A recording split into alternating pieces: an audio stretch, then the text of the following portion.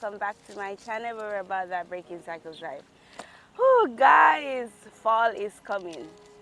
Wow, I just told my friends and my family Happy New Year, and fall is already here. I'll be saying, oh guys, Merry Christmas and a Happy New Year. Imagine, right? Time is moving so fast. But anyways, it's a beautiful morning. God heard our prayer that it was too hot, so it's getting cooler, you know.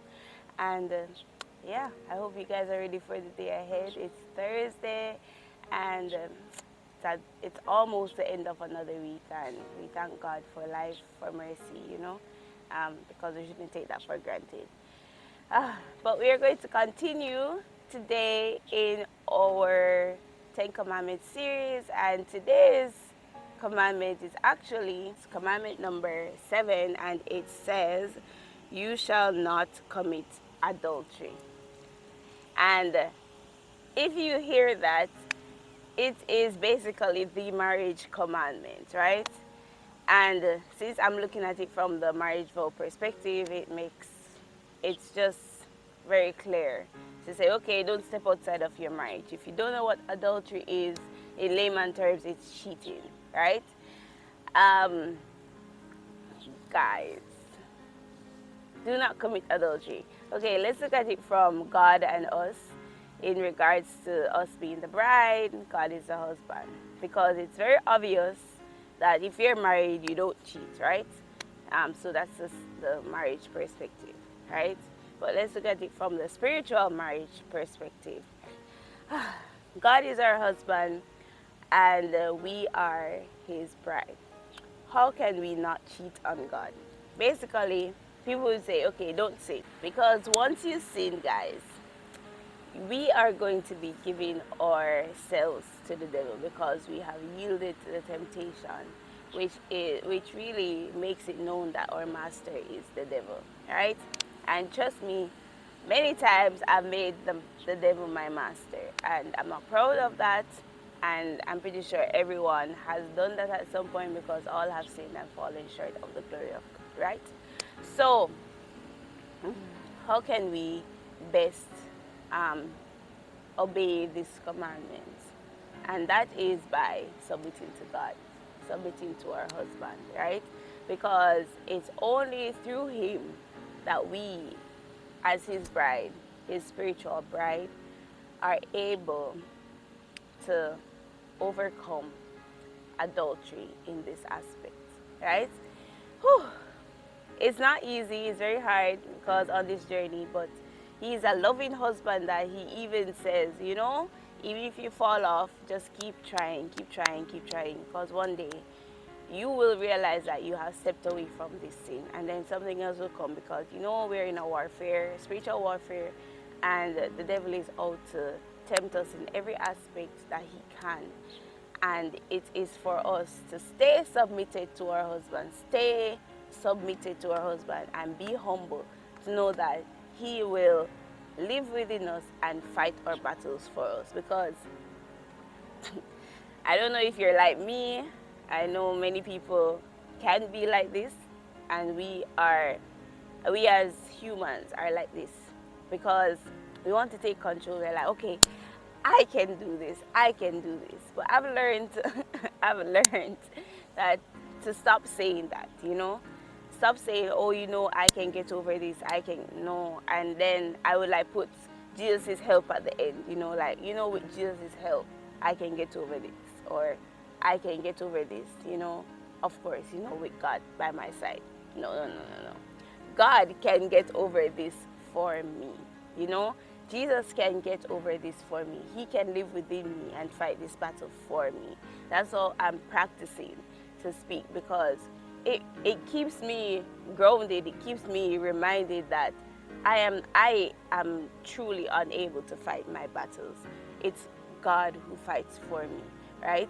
And when I practice saying that, it keeps me reminded and it keeps me humble, because when God gives me the victory in a certain situation, you know, to keep me from sinning or from committing adultery against him,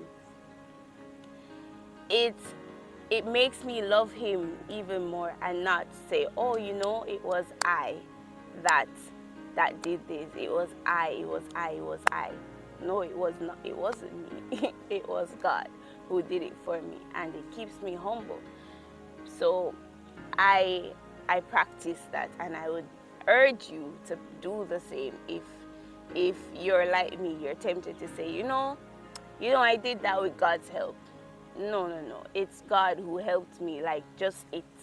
I didn't do anything. It was God, right? I gave him the battle, and he won it for me. Because we have to be very careful not to step over into the territory of pride. And this word "I" can definitely easily let us cross that line and easily forget who it is that gave us this victory, right? So if you're like me in that case, maybe you can practice doing the same. So yes, guys, we do this in submitting ourselves to God, in allowing him to fight our battles, in staying so close to him, in obeying all the commandments, because if you sin in one point, you sin in all. If you obey all the commandments, trust me, this commandment of not committing adultery in regards to God we will definitely through him you know win or be able to obey this, because we have submitted ourselves to him and he's the one fighting us. We are totally surrendered to him. Now, from the general perspective, if you're married, guys, don't step out on your marriage. And I really don't like honestly, when I hear about adultery cases, I really don't like the fact that they're like, okay, it's a mistake, I didn't make it. I'm like, yeah, it's a mistake, but then you have a choice. That's how I see it. You have a choice to not go into that situation and cause it to be intensified to the point of adultery, And I've always told people that I've interacted with, and we spoke about this topic, is that there was this elder from my church in Jamaica, right? And I won't say his name, but I respect him to the utmost, because this man, when it comes to his wife, he is so serious and like you can see it. He doesn't hug women, he's not friendly with women at all. If I, as a young woman, and wants to speak to him, you know what he says? Please speak to my wife, she will talk to me on your behalf, right? And then in talking to the wife, she's like, there's many times that my friends call me and say, why is it that your husband doesn't even want to say hi to me in public? And she's laughing, and then he was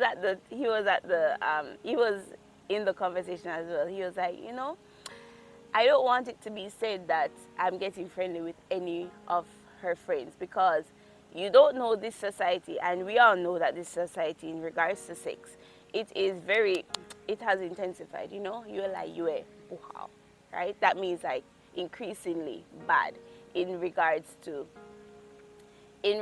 sexual immorality. And he knows that he is not